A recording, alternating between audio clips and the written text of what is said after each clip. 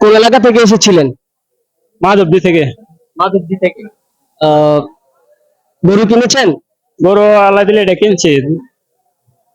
কিনা হইছে, টাকা দিতেছি আর কি। কিনা হইছে না। আচ্ছা, টাকা দিতেছেন।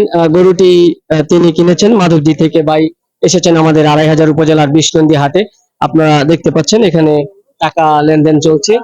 তো আমরা এখন একটু জানার চেষ্টা করবো গরুটি কত টাকায় কিনেছেন তিনি। ভাই গরুটি কত টাকায় গরুটি কিনেছেন? কিনছি ১,২১,০০০ টাকা।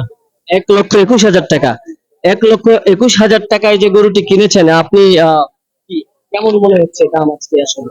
দাম আজকে মোটামুটি আছে, বেশি কমও না বেশিও না, মোটামুটি সামঞ্জস্যপূর্ণ মতো আছে। গত কুরবানির ঈদের তুলনায় এবার কেমন? গত কুরবানিদের তুলনায় এটা, গত কুরবানির ঈদে ধরেন ১,০০,০০০ টাকা ছিল, এখন ২০,০০০ টাকা বেশি। আসলে কি দিয়েছেন? আসলে দেই নাই, আসলে প্রতি গরুতে মনে হয় ১,০০০ টাকা করে নিই। ১,০০০ টাকা কি প্রতি গরু পিছে দেওয়া লাগে না?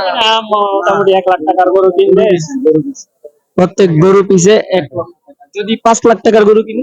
১,০০০ টাকা। ১,০০০। বিষ্ণু নাম করা বাজার না, সারা বাংলাদেশে এই নাম করা জি আচ্ছা, ঠিক আছে, আপনাকে অসংখ্য ধন্যবাদ। আপনার কুরবানি কবুল হোক।